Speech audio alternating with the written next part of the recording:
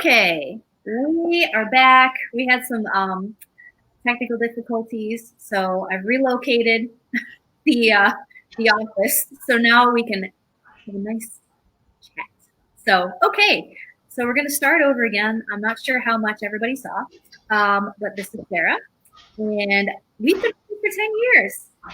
And Sarah is absolutely amazing at what she does. I know I was just starting to talk about that, and I was going to have her introduce herself, and then we totally lost. Well, I shouldn't say we. It was my internet signal that just crashed for whatever reason. Maybe it's the rain. But I know. I'm like, come on. So let's have you talk a little bit more about yourself. Tell us more about you. What's your story? So I just have to say that you and I have known each other more than 10 years. I'm just, we're both 19, so clearly we haven't known each other that long, but right? But no, you and I have known each other for, I don't know, almost 15 years now. Yeah, I would say it's been a while. So when you invited me to come on and to speak to your people and everybody oh my gosh, I was so enthusiastic because I think we have a lot of overlap between the amazing work that you do with the folks you work with and the amazing work that I get to do with the folks I work with. Right. So I'm Sara Palmer. I'm the founder of Sara Palmer Speaks. I'm the Permission to Choose speaker and coach, and I work mostly with women ages 30 to 50 who are overwhelmed, who are underconfident, who are feeling really lonely. And I work with them to make them feel more connected to themselves and to other people, to get super confident, and to get the right amount of whelm, whatever that is. Because overwhelm and underwhelm are words, but whelm is not a word. So like I'm taking it. Whelm is my word now. But so go ahead. No, I was going to say, and that's perfect because when I put up the description of what we're going to be talking about, so many women were like, oh my gosh, that's me. And like, would you say that basically applies to women now more than ever before? In this particular new normal? Oh my gosh, yes. Because even people who had it organized, who had it together, who were able to like run the house and run work and run social life and run volunteering and all that, they had a system that worked. Nobody has a system right now. There is no system because this didn't happen ever before in anybody's lifetime. So we're all completely figuring stuff out. The good news is some of us have systems that have worked well for other things that can kind of translate over here, which helps out people that are saying, I keep banging my head against the same wall of ways I've always done it, and all I'm doing is getting a concussion. So how do I actually make a difference with what I'm doing? Because what I'm doing doesn't work anymore. Mm-hmm. Right. Oh my gosh, everybody's in that boat right now, and people are. I mean, would you? It's fair to say that people are starting to develop like unhealthy coping mechanisms because they just haven't been given the skills, and it's not their fault. It's not their fault if they haven't been shown what to do in a situation like this. So they're doing the best they can, right? I am a huge believer that we are doing the best we can. And I have a lot of friends. I have people that when I first started working with them as clients, they're like, no, we can't be doing the best we can, because if I was doing the best I can, I would be doing this and I would be taking care of that and I would be organized here and I would be doing, and I'd be fine. And I was like, yeah, but are you doing the best you can now? And they're like, no, I should be doing X, Y, Z. And I said, I hear the should, I do. Mm-hmm. But do you have some hidden pile of energy you're just not showing us? Do you have this whole set of skills that you're just purposely not using? And they're like, no. And I said, then you are doing the best you can right now. Like, that doesn't mean that's where we are forever, but we are all doing the best we can. And exactly to your point, some of the coping mechanisms we can recognize aren't even healthy. Like, as we're doing them, we're going, I feel ridiculous right now. This is a terrible thing that I'm doing. Like, I'm not helping, I'm hurting, I'm not moving forward, I'm going way backward, yet here I am continuing to do the thing. Right. And it's like this hamster wheel of like, I'm doing the thing, I hate that I'm doing the thing, but I'm going to keep doing the thing. And then it's time to do the thing again. you know? Yes. Yeah. And of course, now we have to like add on the guilt and the shame and the blame, and then nobody else is doing it as bad as me, and all of like the horrible self-talk stuff, so that the next time we do the same unhelpful thing, we now feel even worse and even more alone Yep. and less likely to tell somebody, hey, are you doing this stupid thing too? Because you figure nobody else could be doing this stupid thing the Oh, same no. way you're doing the stupid thing. They're all figuring it out somehow. It's just you that doesn't get it. Right. And it's such, I mean, it's this terrible lie. But And if we don't talk about it, then that's what we believe. and nobody wants to admit that they don't know how to do something. You know, they don't want to be the only one. They don't want to be the only one asking for help. We're all supposed to have it, you know, just have it together. Don't let them see you sweat, you know, that whole thing. So there's this, would you say there's this group of women running around that are acting like they have it together, but they really don't? Spoiler, that's all women. Yeah. All of us. There is not a single woman out there that says, I have every part of my life completely the way I want it to be. I could not ask for anything in any part of any arena of my life. I am doing great. None of us. None of us. I will say it this way. If you had somebody at work that you used to work with and they were an absolute rock star, take a look at their car sometime.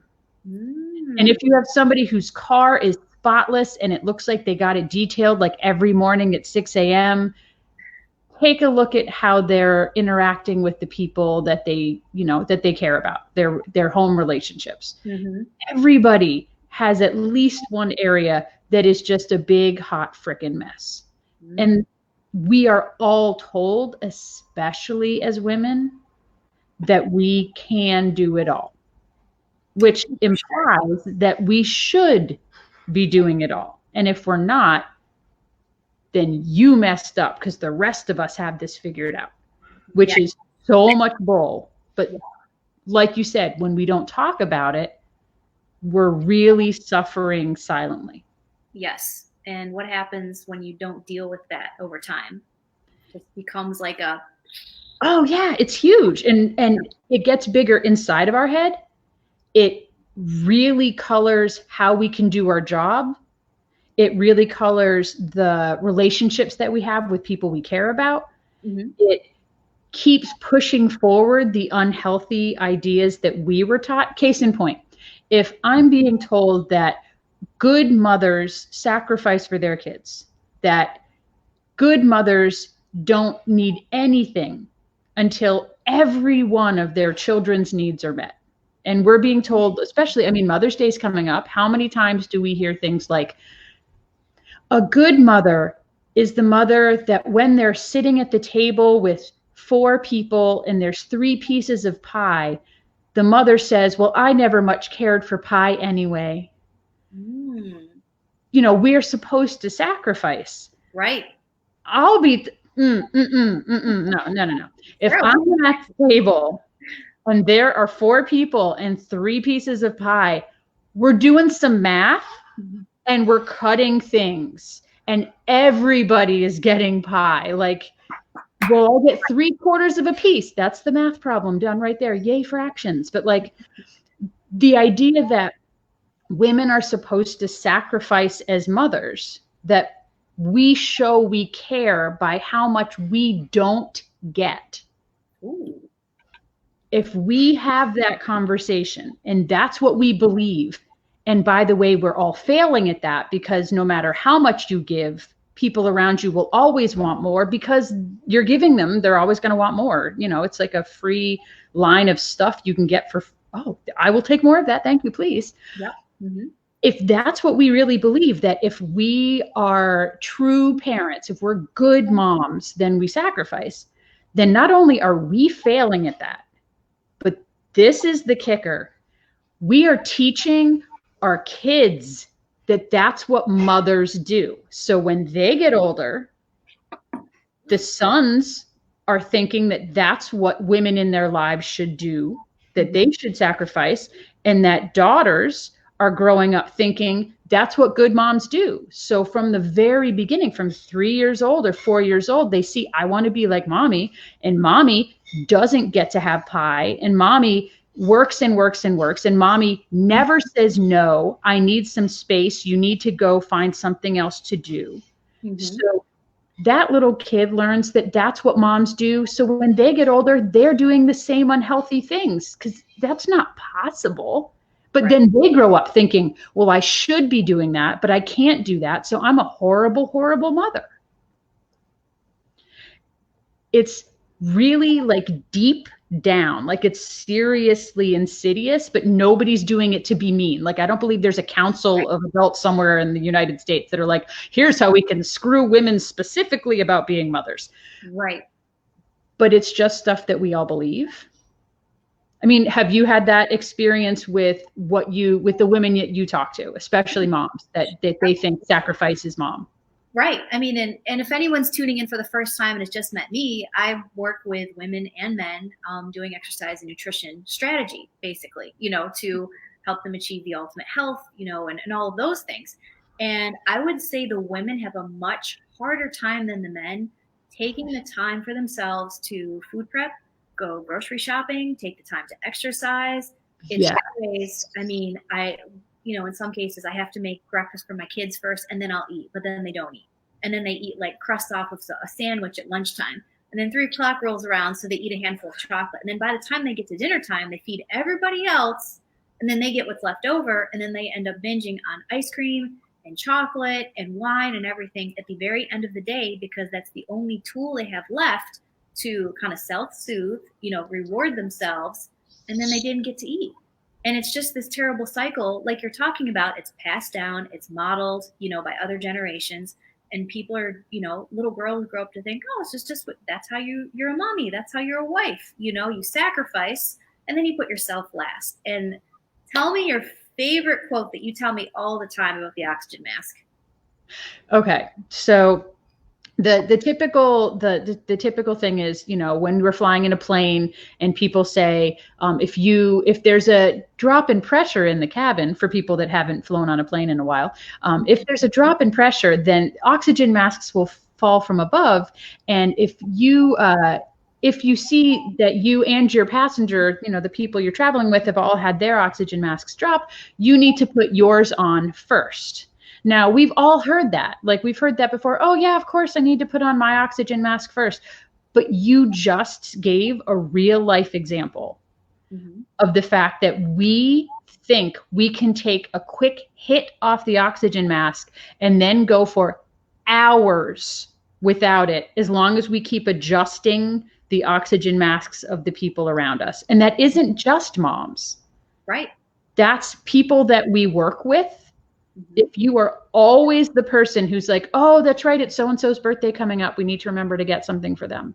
Or, oh, so-and-so was out last week. Let me check in with them and see if they're doing okay. Or even when you're the boss, oh, wait, let me make sure that everybody else is comfortable and completely understands every possible angle of the project we're working on.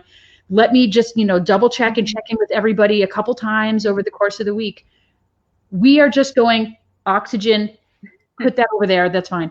Yep. And just like holding your breath, because we think that nobody else could possibly do okay if we're not helping them.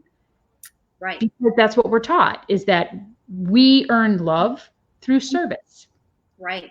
That's how we're worthy. And here's a good question to ask. So what about the people that say, well, if I don't do it, I've been doing it for so long that it's never going to get done.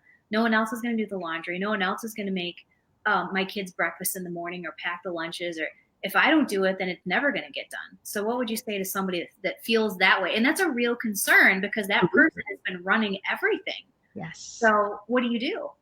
No, that's an excellent question. I hear that all the time. So like you had said, for people that are just tuning in, I work as a coach for women, specifically age 30 to 50, who are working through these exact type of issues. I also do training, so I can work with all genders, but it's a long time since we've had people specifically speaking to women, even in trainings at corporations or organizations. So side note, how many times have we sat in on speeches where somebody's like, hey, when you're getting close to the finish line, you got that 2-minute drill going just to make sure everything gets done.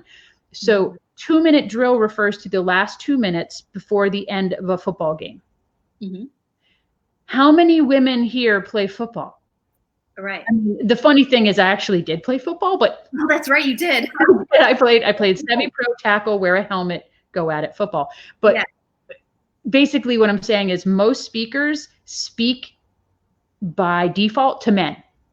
Right. We are, as women, so used to sports metaphors for games we've never played, or mentioning things that we have no direct, because we need to keep that information in the back of our head to know it when we're speaking. Mm-hmm. I speak to all sorts of people, but for the first time in a long time, women are the people I'm speaking to primarily. Men can clearly follow what's happening, but I'm not speaking about the 2-minute drill. So when I'm having conversations with them and they're saying exactly those types of things, what you said, if I don't do that, the house is going to burn down, Sarah. Like, we're going to starve. Nobody is going to have anything. Clothes will be in mountains around the house in mixes of clean and dirty. The children will be eaten by dust bunnies. The dog will just wander away because nobody is taking care of it anymore. How can I possibly move from, if I don't do it, it doesn't get done, to, wait, it could get done? Right. Somebody else could do it? I know, right? That's a great question. The short answer is you have to teach them. Mm-hmm. That's the short answer is you need to teach them. And then you need to back the hell away. Ooh, that's going to be hard for some people. Because we like things done the way we like them done. Yes. One word, dishwasher.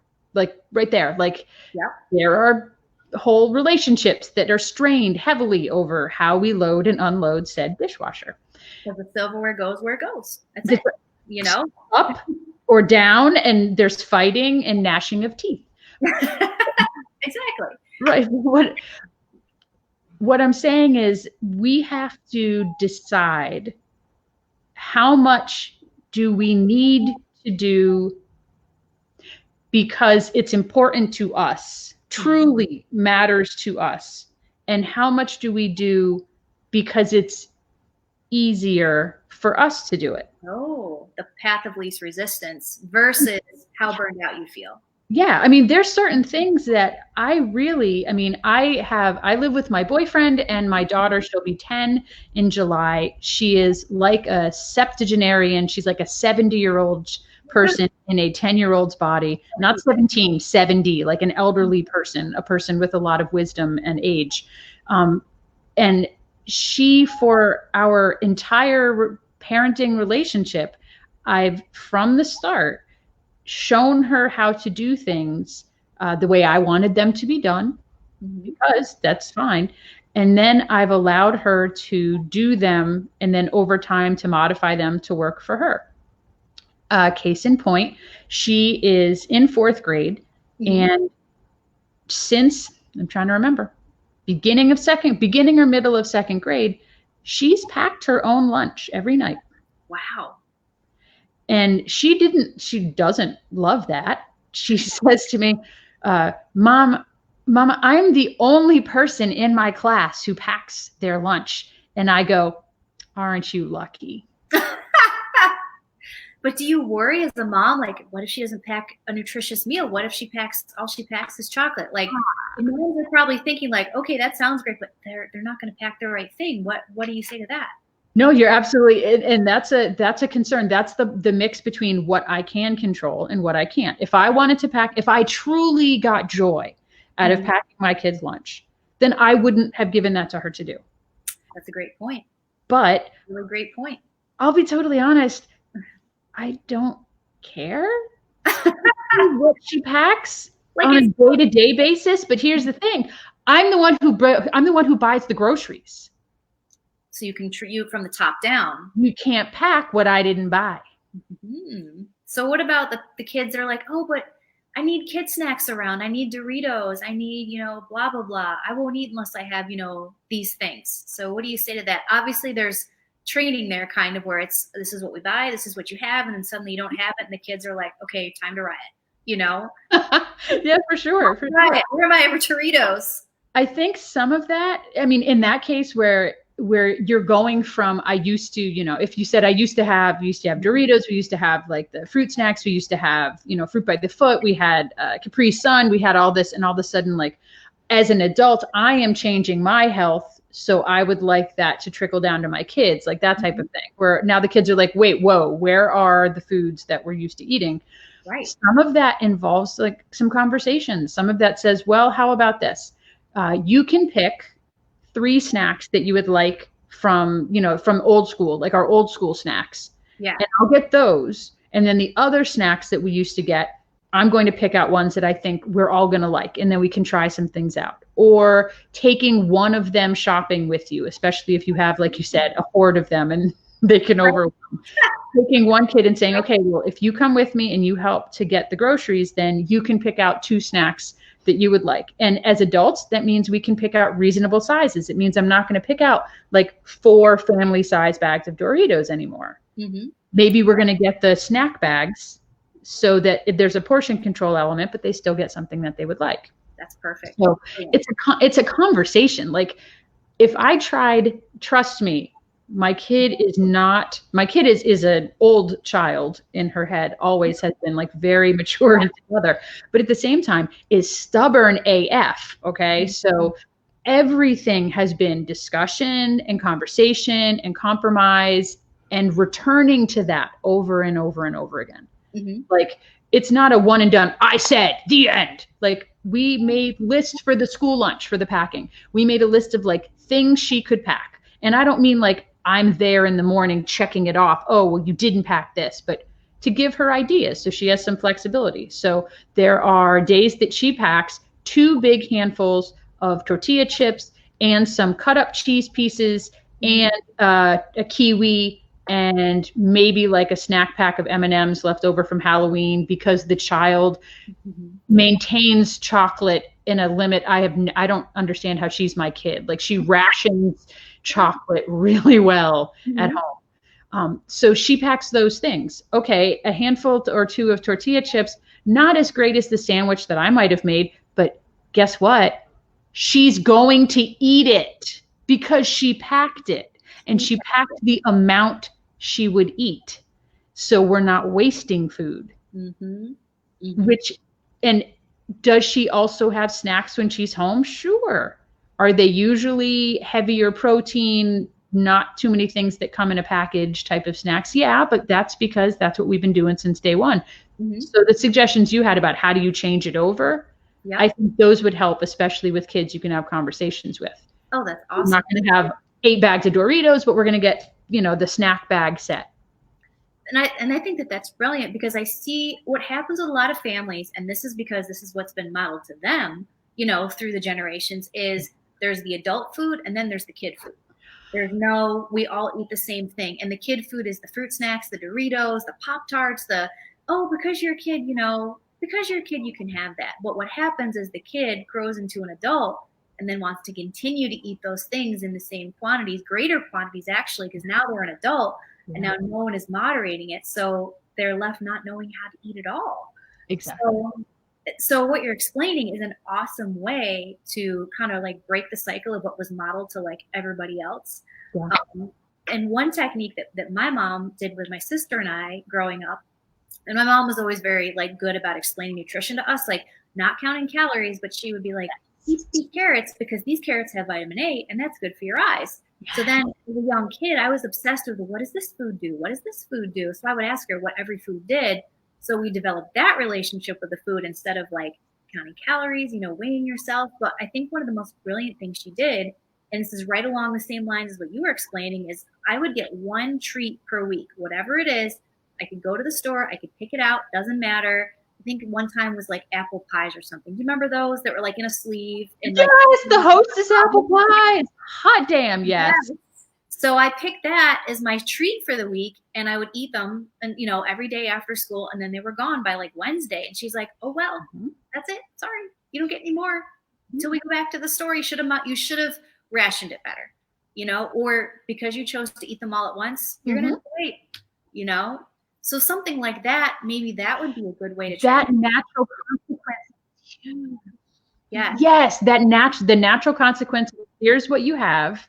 Yes. If you want to eat them all on Monday, good. Like that's okay. That's totally fine. It's how we teach kids it's how some people teach kids about lots of stuff. Money. Here, you have $20 to go, as a younger kid, if you have that money and you're like, oh, for school supplies, I can give my kid $10 or $20 and say, okay, you can get what you would like for school supplies.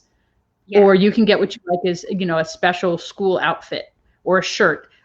Little hint, I'm a huge fan of going to thrift stores or Plato's Closet or consignment stores because you're going to get all like the totally on stuff for like way cheaper. But if you give the kid $20 and they spend it on like one necklace, cool. If they can figure out how to get like t-shirts, equally cool. But then that's it. Like you don't go back the following week because they're like, oh, mom, but I got the necklace, but I don't have any new shirts and all the other kids have to. That's right.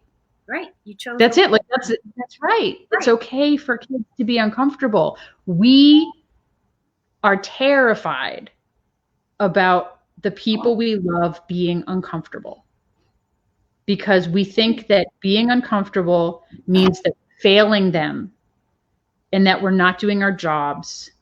And that's not just for moms. That's for women generally. If we are allowing the people around us to suffer, we are allowing it. Feels like we're causing it. So we're at fault then. Basically. Oh yeah. And then what horrible women we are. Yep. Come on. Yep. Real women take care of the people around them. Yep. Even though taking care of the people around you, in the case of the kid who buys the necklace and not the t-shirts, is to say that can be really hard sometimes when you're not quite sure what to get with your money. Yeah. So you pick that necklace. It is adorable. I love that you love that necklace. That's a good way to put it. So you're not shaming them like, well, should have been wiser. No. That's a really good point to make, that you're not like, oh, too bad. You should have chose better, because then they feel shame and, whatever else. But I think that's great to frame it that way. Great job. I think you did it. It's a beautiful necklace. Then maybe next month you can get, whatever. Yeah. Yeah. So it sounds, just finishing that it's a beautiful necklace. It looks like that necklace cost as much as those other t-shirts that you were looking at, or that I had pointed out as well.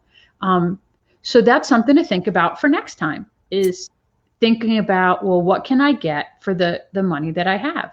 Brilliant. Because it's food and money so much in American culture are really tied together. Absolutely. Like the access to it and the type and what we use it for and what we save and all of that is really tied together. So the more examples we can give to ourselves as women, the better we can model that to either the kids we take care of or the people around us that are adults that are still thinking that they can kind of hit us up all the time because good women are sacrificial and very sharing, even though that leaves us with not as much and angry and resentful and not so happy. But remember, the mentality of culture is, but that is what makes us a good person, because we are suffering so somebody else doesn't have to be uncomfortable. So that is what makes us a good person, and that's what validates us as a mom or a woman or any of those things. If you're not suffering as a woman in some way and sacrificing yourself,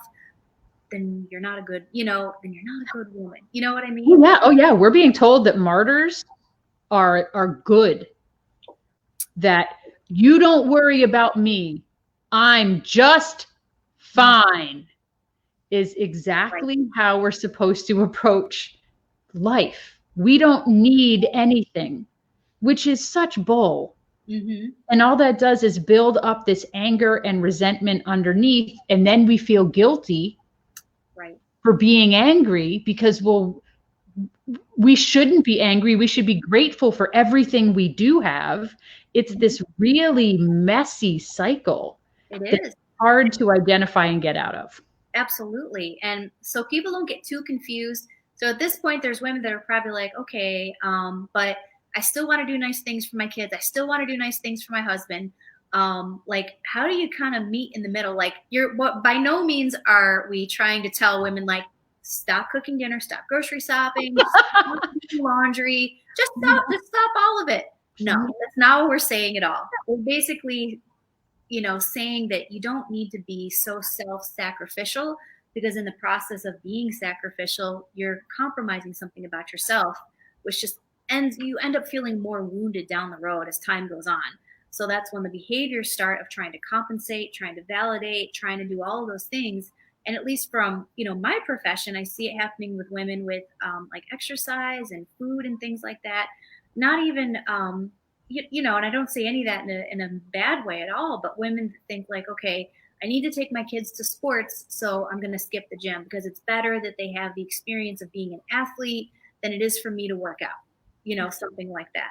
So those are the types of things that like you help coach women on, is prioritizing, figuring out how to serve their family and their friends and, a spouse, kids, whatever it is, without sacrificing themselves. Because from what we're talking about, there's probably a lot of women that are like, how do I do any of this now? I'm so confused, Sarah. I mean, they're saying like, yeah, oh my gosh, like they're singing the song of my people. Like, yeah, yes, I am agreeing with everything. Yes, I am angry. Yes, I am frustrated. Yes, I feel like I am like 17th on the list of priorities and I don't want to be, but I don't want to blow off everybody else. Like, I don't want to just, run away and join something. Actually, you can't run anywhere right now. So that's even worse because you're stuck exactly where you are. So if you're in a house with kids, if you're in a house with a partner, if you're in a house by yourself, even, by the way, and I've heard this from a couple of the people I've worked with,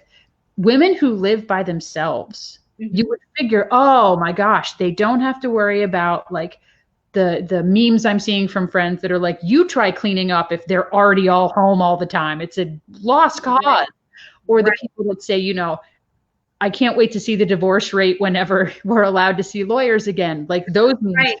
You would think that the women who live by themselves, oh wow, it must be this amazing. I have heard more guilt from women who live alone than any other group of women I work with, because we're so tied into our service is our worth. Yep. And they can't help anybody. Ooh, that is good right there. So the idea that you can't help anybody is paralyzing for some of the women when they first come to talk to me, especially now, that they can't help their parents. They can't help their friends. They can't help loved ones that live anywhere else.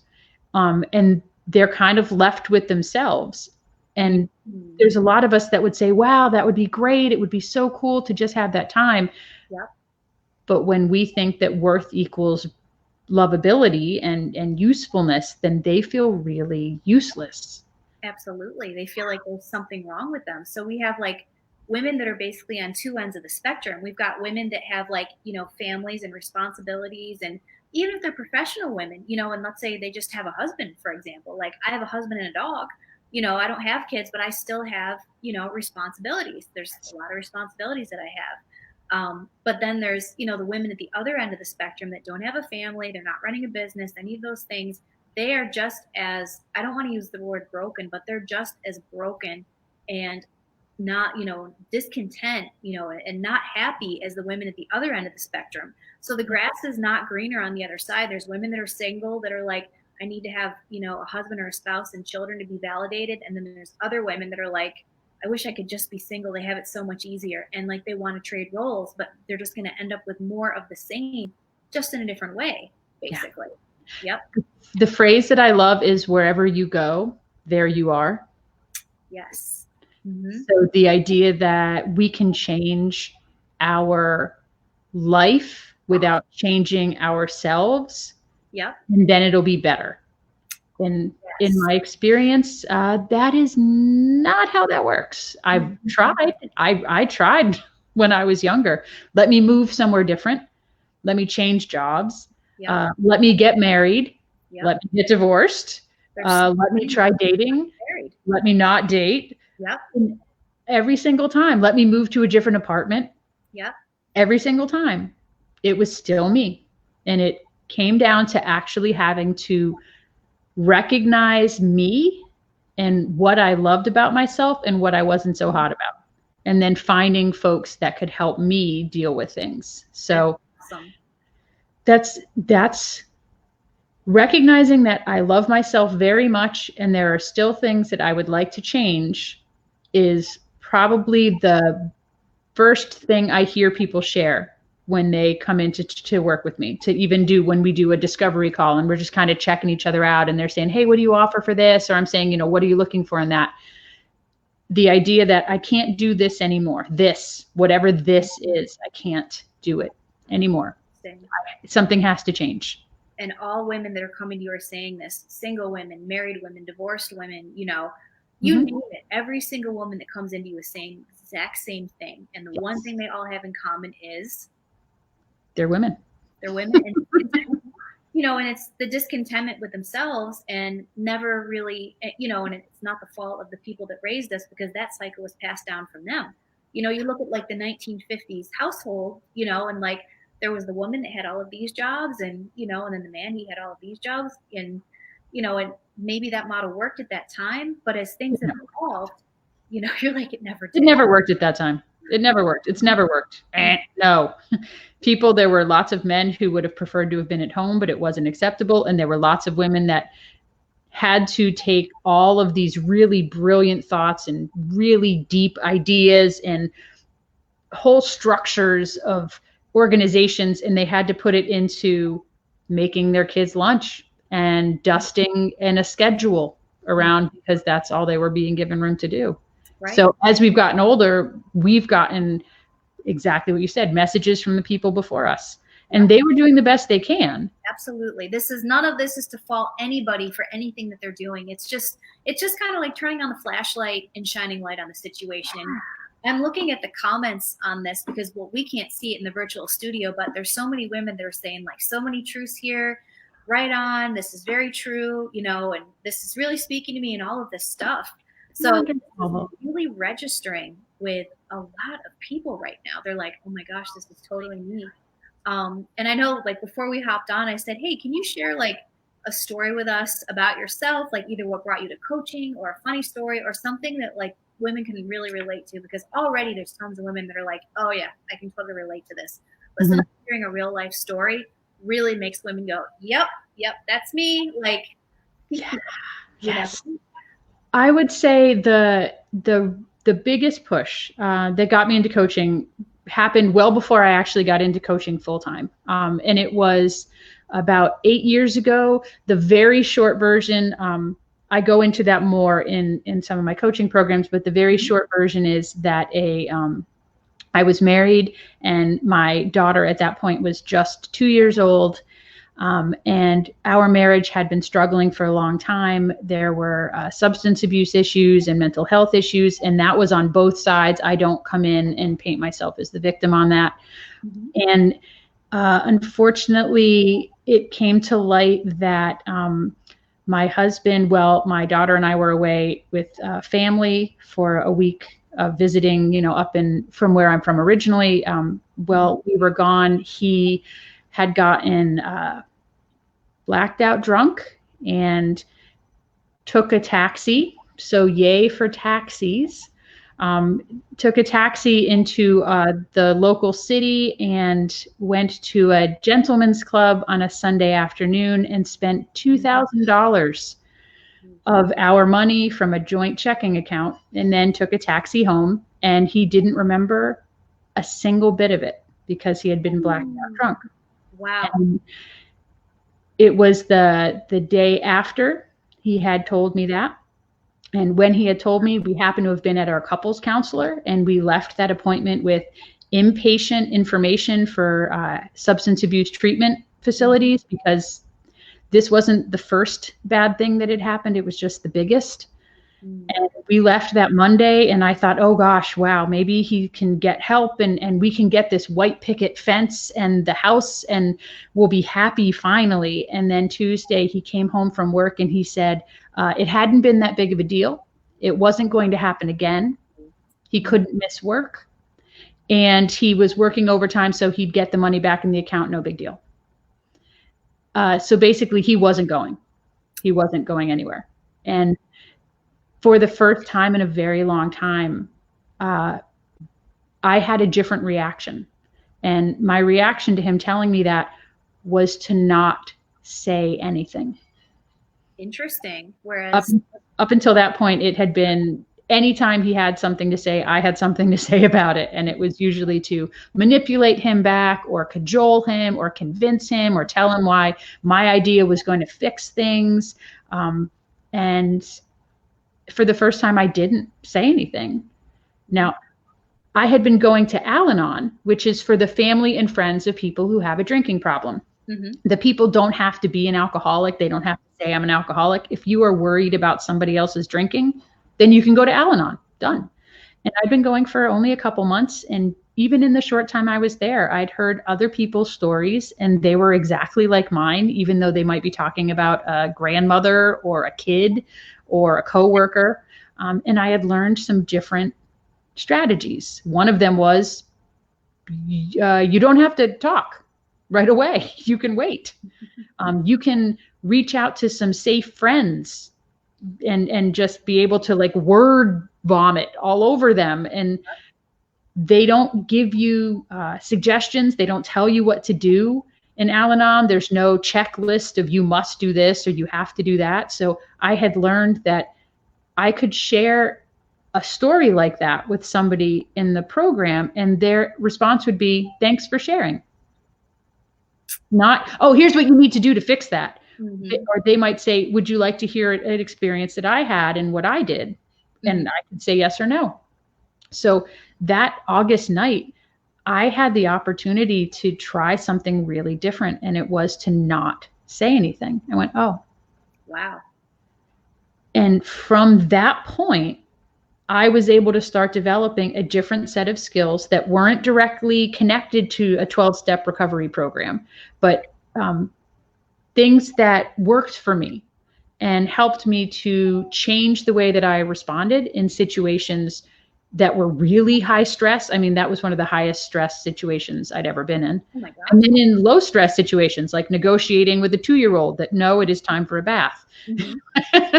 So with those sets of steps, the way that I'd started to try things out in a different way, I ended up with 5 steps. And about a year and a half ago, I really started talking with people about those and launched my coaching business full-time, coaching and speaking. So I do trainings with lots of mindset conversations. I like to avoid what I lovingly call white women yoga solutions. The idea that you need to have, $90 pants or a whole weekend to go somewhere else to fix your problem, or a staff of people that will fix things and get everything done. The people that I work with are people like myself a number of years ago, people who have themselves and some safe friends and safe family sometimes, and they have a lot of responsibilities and they don't get to operate in the world of, oh, sure, name your price. I'll go away for a week in the Bahamas and do X, Y, or Z. I mean, these are people that say, I would like to go for a walk when I'm stressed, but if I do, I think the kids will have burned the house down by the time I'm back. So how do I negotiate stress in the midst of stress? Like, how do I handle that? So for about a year and a half, I've been able to coach people, to do trainings with all genders professionally. I've done some keynotes at events and breakout sessions, and it's been absolutely what I was called to do. Like, absolutely. The universe, higher power, whatever. I have had a really interesting, that's a fancy pants word for interesting life. And a lot of things have happened to me, and I have done a lot of things. And all of them brought me here. Yep. Like, I survived 100% of my days so far. Yep. And it's my job. It's my calling. It's what I'm here for, is to help serve people that have had similar or different circumstances and to show them things that have worked for me and hundreds of other people. And to show them you're not alone and you are doing the best you can. Yep.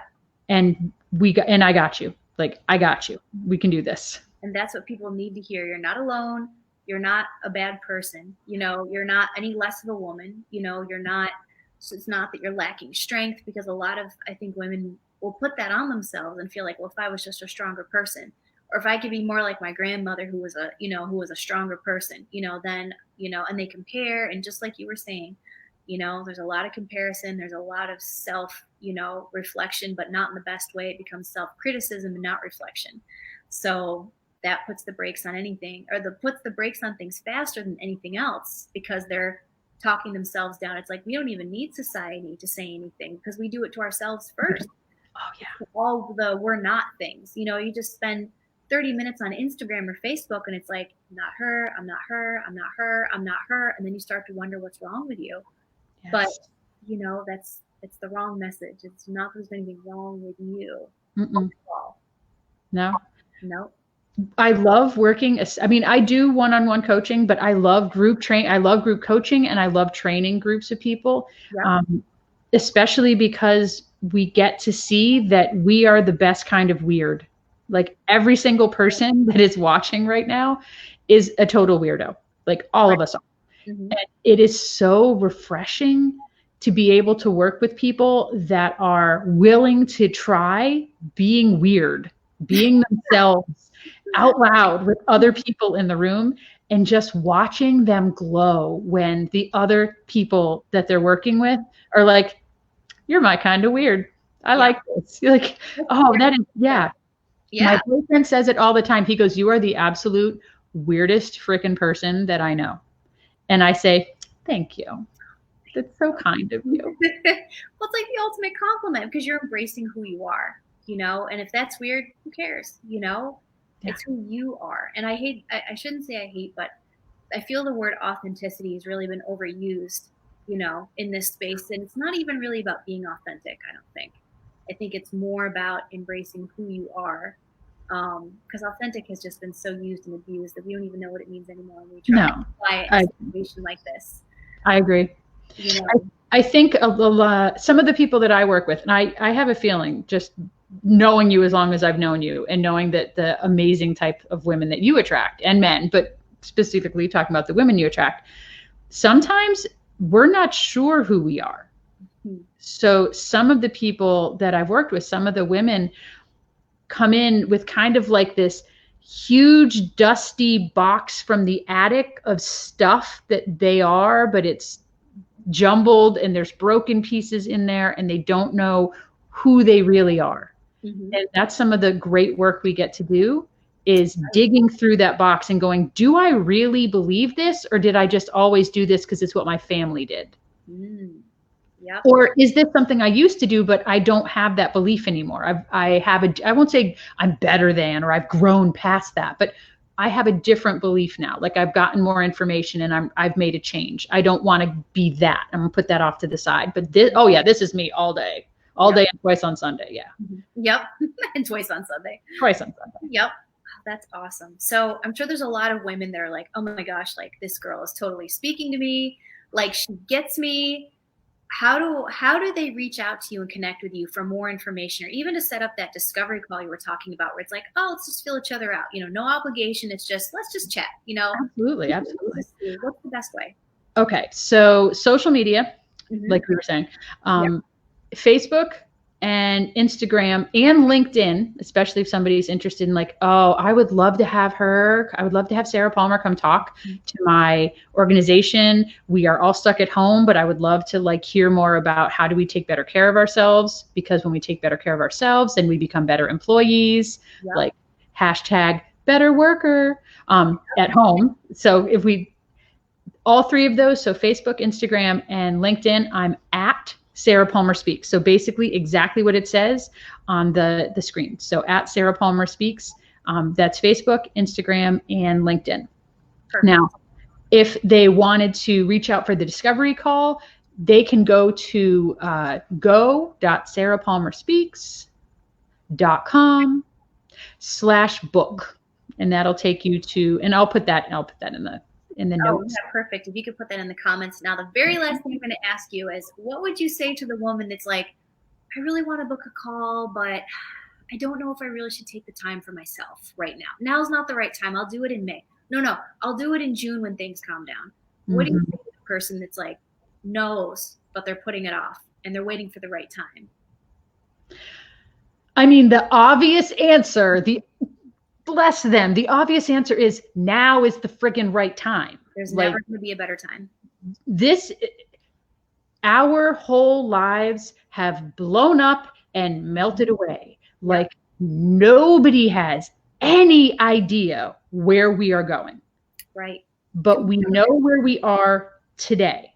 Right. And for the people who have no idea how to cope with all of this, because the methods that you used to use just do not work now.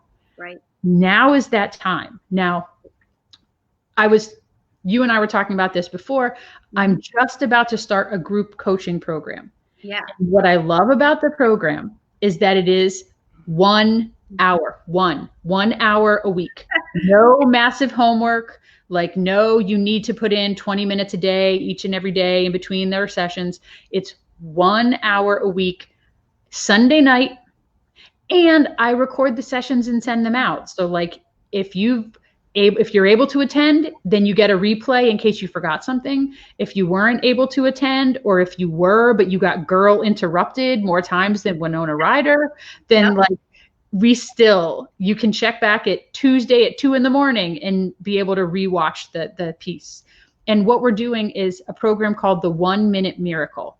And the 1 Minute Miracle is entirely based on the 5 steps that I developed after that fateful night in August. So an easy, and when I say 1 Minute Miracle, I literally mean you will spend 1 minute per day practicing.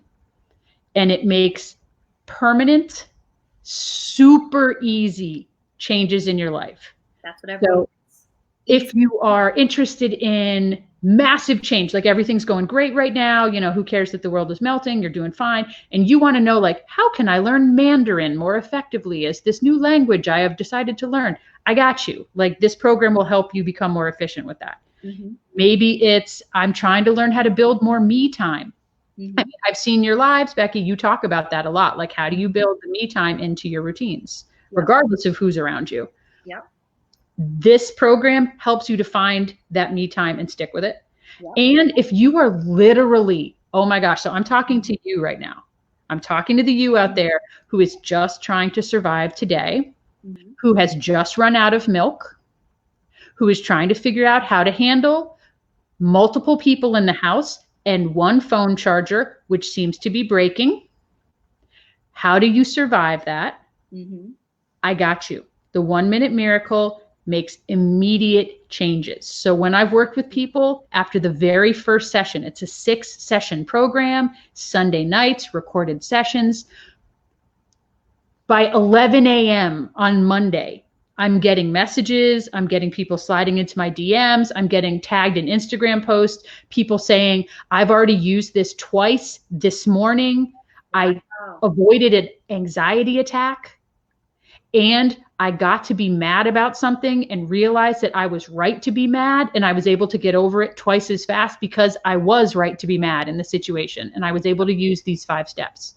So the group coaching program this round starts on Saturday. And if somebody's interested in that, I will definitely drop the link in our comments. It's sarapalmerspeaks.com/1mm-GC. I had to make it apparently way complex because it's 1 Minute Miracle group coaching. But that's starting on Sunday. And the more, the merrier for that. We already have, I think, like 15 women signed up. And I got room for lots, because the best part about group coaching is you get to be weird with other people and you get to support them in everything you've gone through in your life. You're going to be able to be like, oh, I have a solution for that thing you are struggling with, because Sara is not going to know everything all the time. Like, I'm not the mama duck. You don't need to imprint. Like, the more people, I'm great at holding space and great at showing, but I love being able to host and have you as women solve those problems together. And we're going to have a Facebook group. People can drop in whenever. I'm going to be in there like every day, individual help. I'm incredibly proud to offer it online because we need it. Absolutely. Especially right now, and group programs right now are really the thing because people need community. So this is the perfect time. I didn't even know your program is launching on Saturday. So this is really the perfect time for us to talk. I didn't even know. So Becky, the universe loves you and the universe loves me, and therefore we talk. yep, we're just connecting at the right time. It was last week. I was like, I need to interview Sarah. It just worked out. So that's awesome. Was there anything else you want to share with the audience before we sign off? No, I just want to say whatever Becky tells you to do it. Because weighted hip thrusters changed my life. That's all I'm saying. Absolutely. Oh my gosh. Absolutely. Yes. I trained Sarah for her wedding. We've worked together many times. So yeah, she's right. You should listen to me, whatever it is I told you. It's so much better. and for everybody else who, you know, already knows about weighted hip thrusters or is a little confused about that right now, for everybody else, my parting thought would be, you don't have to do this alone. This, whatever this is right now, this can be a new normal for you. And a new normal can mean, how do I learn how to reach outside of myself and find out that I was fine the way I was, but the stuff I wanted to change, I can do with other people who will love the pants off me anyways. That's so awesome. That's so awesome and so needed right now. So I thank you so much for joining us and surviving that technical meltdown that we had. My internet was just like, poof. I'm like, okay. I should go sit in another room. I don't know. I don't know. I'm glad everybody could hang around while we were chatting because you are one of my favorite people to have conversations with. Oh, likewise. We have some of the best walks and talks. We move it like a breakneck, like, like come on. You're one of my favorite walking partners because you move it like city speed. Right. Well, thank you, Sarah. We're going to sign off. Repay will be available on my podcast platform once that's launched. And don't forget to reach out to Sarah. So good night.